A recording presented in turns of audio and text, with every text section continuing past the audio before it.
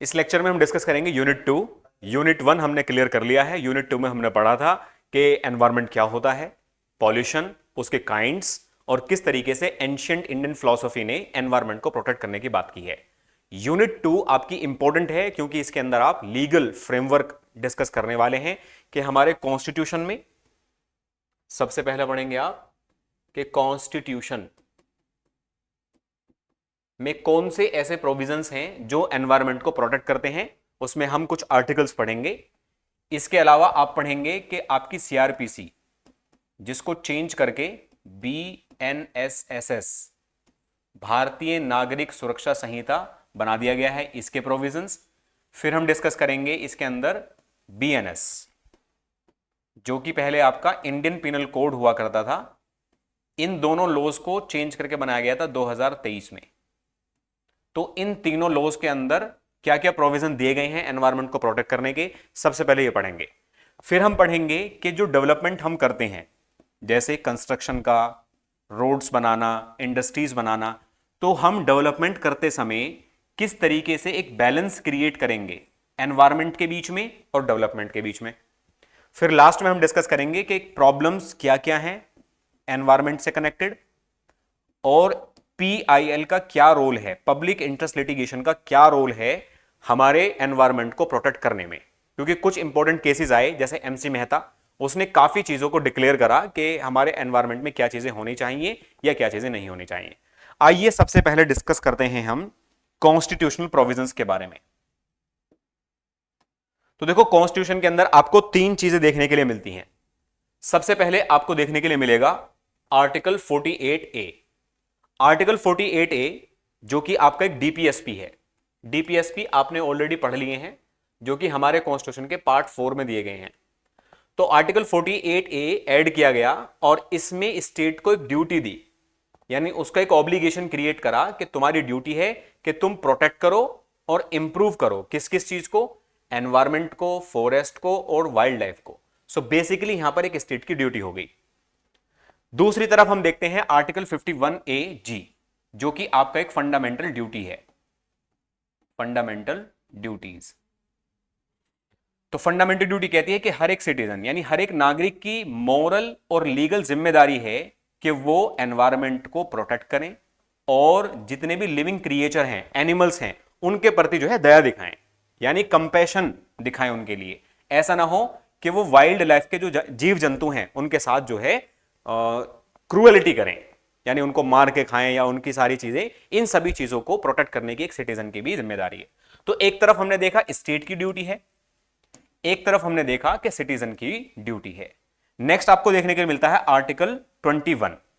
Article 21 जैसा आपने पढ़ा था, no person shall be deprived of his life and personal liberty except the procedure established by law. तो article 21 आपको दो राइट्स देता है। पहला राइट क्या हो गया, right to life plus personal liberty.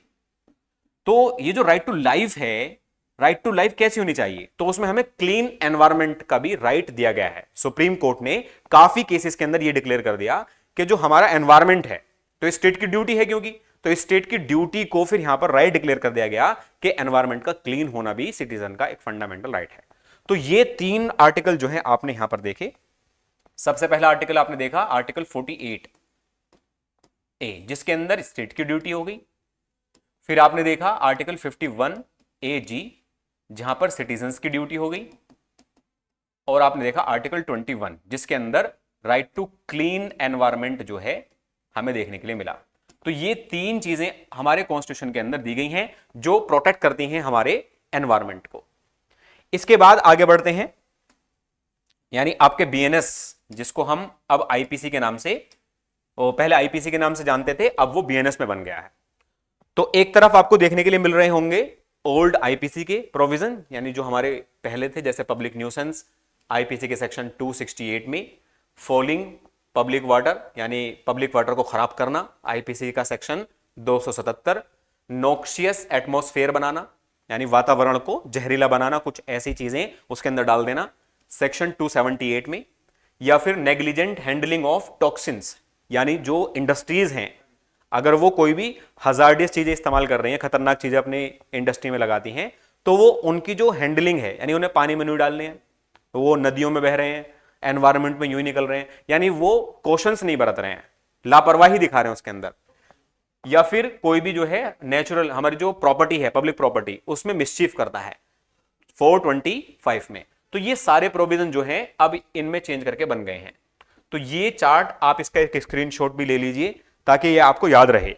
तो आप चाहे तो आईपीसी के प्रोविजन मेंशन कर सकते हैं, आप चाहे तो बीएनएस के प्रोविजन भी मेंशन कर सकते हैं। सो बेसिकली इसमें हमने ये देखा कि बीएनएस जो है ये कोशिश करता है कि हमारा कोई भी ऐसा पर्सन जो एनवायरमेंट को प्रोटेक्ट करता है और उसके अंदर वो कोई भी खराब चीज पैदा करता है, यानी एनवायरमेंट को दूषित करता है, एक तरह से पॉल्यूशन क्रिएट करता है, तो उन सबको पनिश भी किया जाता है। तो अब यहां पर हमने देखने के लिए मिला कि भाई अब सिर्फ सिटीजन की ड्यूटी नहीं है, जैसा 51 AG में हमने पढ़ा कि ड्यूटी है कि हम एनवायरमेंट को प्रोटेक्ट करेंगे, लेकिन हमारा जो बीएनएस है, बीएनएस कहता है कि अगर तुम इन ड्यूटीज को तोड़ते हो तो तुम्हें इसके लिए पनिशमेंट भी दी जाएगी। तो ये सारे प्रोविजन जो है आप कवर कर लेना, नोट्स में इनके सारे दिए गए हैं, और आपको नोट्स भी जो है नोट्स की टैब में डाउनलोड करने के लिए मिल जाएंगे, जो कि आपको साइड में दिख रहे होंगे। इसके बाद हमारा नेक्स्ट आता है बीएनएसएस, जो कि पहले सीआरपीसी था। तो सीआरपीसी को चेंज करके हमें पता है कि क्या बना दिया गया, सीआरपीसी जो है चेंज होकर आपका बन गया है बीएनएसएस, भारतीय नागरिक सुरक्षा संहिता 2023। तो इसमें हमें देखने के लिए मिलता है कि सेक्शन 123, 152 और सेक्शन 144, ये 4 सेक्शन आपको समझने जरूरी हैं, क्योंकि इनके अंदर जो है मजिस्ट्रेट वगैरह को पावर दी गई है कि अगर कहीं पर भी उन्हें यह लगता है कि हमें इमीडिएटली कोई एक्शन लेने की जरूरत है, अगर एक्शन ना लिया जाए तो हो सकता है एनवायरमेंट को बहुत ज्यादा नुकसान पहुंच जाए, तो मजिस्ट्रेट जो है हमारे एग्जीक्यूटिव मजिस्ट्रेट जैसे डीएम हो गया या एसडीएम हो गया, इनको पावर दी गई है कि वो एक ऐसा ऑर्डर पास करें जिससे एनवायरमेंट को प्रोटेक्ट किया जा सके। तो ये सारी, उसी तरह से जो है सेक्शन 41 में पावर दी गई है पुलिस को कि कोई भी पर्सन अगर ऐसा काम करता है जो कि कॉग्निजेबल ऑफेंस है, मान लो कोई ऐसा वो हजार्डियस चीजें फैलाता है, तो पुलिस को पावर दी गई है अरेस्ट करने की 41 में। उसी तरह सेक्शन 35 भी बात करता है, पुलिस को ऑफिसर को अलाउ करता है कि वो किसी इंडिविजुअल को अरेस्ट कर सकता है बिना वारंट के कॉग्निजेबल ऑफेंस के लिए। तो ये सारे प्रोविजन हमें देखने के लिए मिलते हैं जो अरेस्ट और मजिस्ट्रेट को ऑर्डर पास करने की बात करते हैं। एक तरफ हम देखते हैं कि मजिस्ट्रियल इंटरवेंशन दिया गया है सेक्शन 123, 152 और 144। इन सभी में क्या करा गया है, empowers the magistrate to issue conditional और immediate order to remove public nuisance. Public nuisance का मतलब मैं आपको पहले ही समझा चुका हूं जब आपने टोट पढ़ा था। तो पब्लिक न्यूसेंस का मतलब होता है कि जब कोई ऐसा काम करता है जिससे पब्लिक प्लेस के अंदर डिस्टर्बेंस क्रिएट हो जाए या वहां पर जहरीली चीज फैला देता है। मान लीजिए कोई इंडस्ट्री है और वो इंडस्ट्री इस तरह से काम कर रही है कि आसपास के जो लोग रह रहे हैं उनको वहां पर तकलीफ हो रही है, उनका जो रहना है दुश्वार हो रहा है। तो इनमें मजिस्ट्रेट को पावर दी गई है और कुछ पुलिस को सर्च करने की, सीजर करने की, अरेस्ट करने की पावर जो है दी गई है, जैसे सेक्शन 165 और 185। इन सेक्शंस के अंदर ऑथराइज करता है वो पुलिस ऑफिसर को कि वो इमीडिएट सर्च करेंगे, सीजर करेंगे अगर कोई भी ऐसी चीज है जो एनवायरमेंट को खराब करने की कोशिश कर रही है। तो बीएनएसएस जो है, आपने यहां पर नोटिस करा कि बीएनएसएस हमें क्या करता है, एक मीजर प्रोवाइड करता है जिससे हम सारी चीजों को प्रोटेक्ट कर सकें।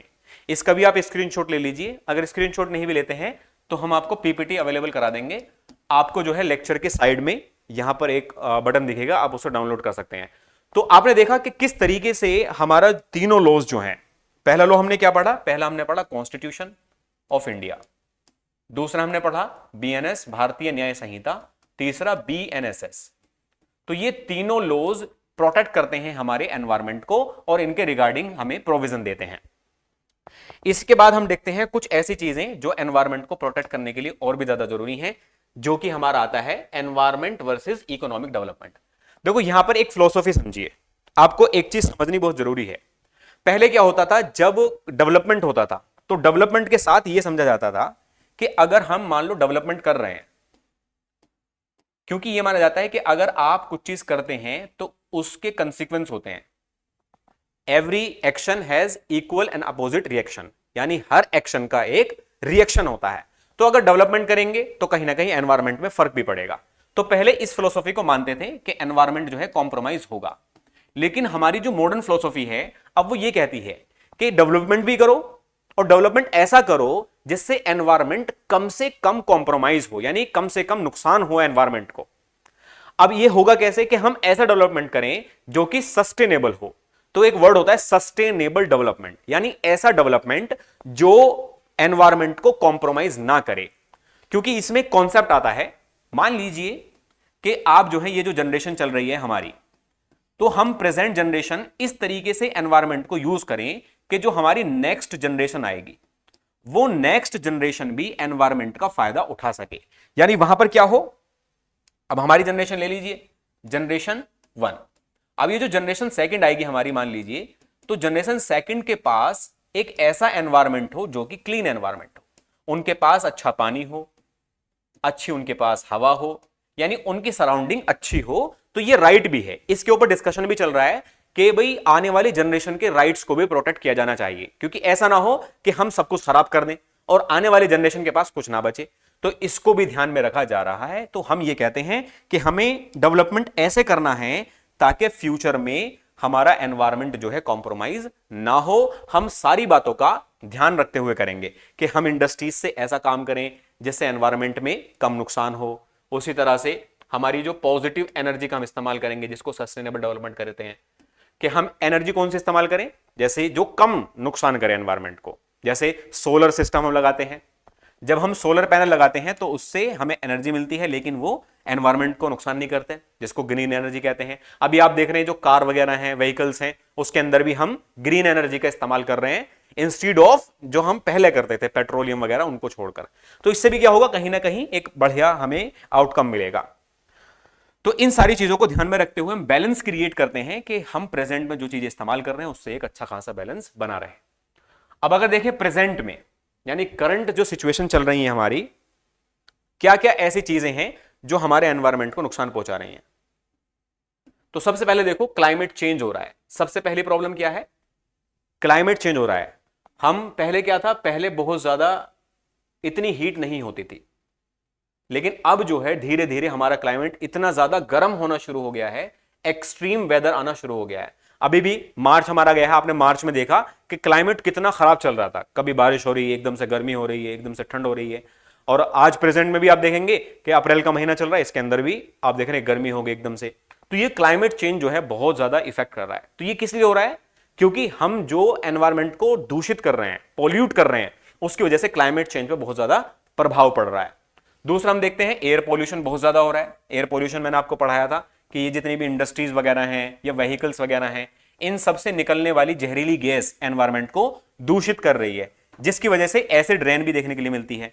एसिड रेन क्या होती है कि जब हम कोई भी ऐसे इस्तेमाल करते हैं केमिकल्स जो कि पानी में मिलते हैं, हवा में मिलते हैं, तो वो बादलों में जाके इकट्ठा हो जाते हैं, फिर जिससे सल्फ्यूरिक एसिड की एक बारिश होती है जो कि ह्यूमन की स्किन के लिए नुकसानदायक होती है। वाटर पॉल्यूशन देखने के लिए हमें बहुत ज्यादा मिल रहा है। जितने भी इंडस्ट्री के एफ्लुएंट्स हैं, यानी जो उनसे निकलने वाला अपशिष्ट पदार्थ है, जो बचा हुआ पदार्थ है, वो क्या करता है, निकलता है और नदी नालों में जाकर मिल जाता है। इसके अलावा हमें डिफोरेस्टेशन देखने के लिए मिलता है, यानी हम पेड़ों को काट रहे हैं, इतना काट रहे हैं कि जो बैलेंस बना हुआ था। पेड़ क्यों होते हैं, पेड़ होते हैं एनवायरमेंट का बैलेंस बनाने के लिए, ताकि जो एनिमल्स और ह्यूमंस हैं और प्लांट्स हैं उनका एक बैलेंस बना रहे, जिसको हम एक इकोसिस्टम कहते हैं। तो ये इकोसिस्टम भी खराब होता जा रहा है। इसके अलावा प्लास्टिक पोल्यूशन बहुत ज्यादा बढ़ गया है। ओशंस में देखा जाता है कि कुछ मछलियां और जो वहां के जीव जंतु हैं जो कि हमारे पानी में रहते हैं, उनकी लाइफ भी खतरे में जा रही है। तो कहीं ना कहीं ओशन की लाइफ भी, समुद्र की लाइफ भी खतरे में है। इसके अलावा सोइल डिग्रेडेशन हो रहा है, यानी जो हमारी मिट्टी है जहां हम फसल उगाते हैं, उसकी जो क्वालिटी है वो धीरे धीरे जो है घटती जा रही है। तो ये क्या है, ये प्रॉब्लम्स हैं, ये प्रॉब्लम्स क्रिएट हो रही हैं ड्यू टू पॉल्यूशन। अब इन सभी के सॉल्यूशंस की वजह से ही हम कहते हैं कि हमें सस्टेनेबल डेवलपमेंट करना होगा, ऐसा डेवलपमेंट जो इन सारी प्रॉब्लम्स को खत्म कर दे, कुछ भी दिक्कत पैदा ना हो। तो ये प्रॉब्लम्स हो गई हमारी। इसके बाद हम देखते हैं बर्थ ऑफ पीआईएल। तो पीआईएल का कॉन्सेप्ट बहुत ही खूबसूरत है, पब्लिक इंटरेस्ट लिटिगेशन।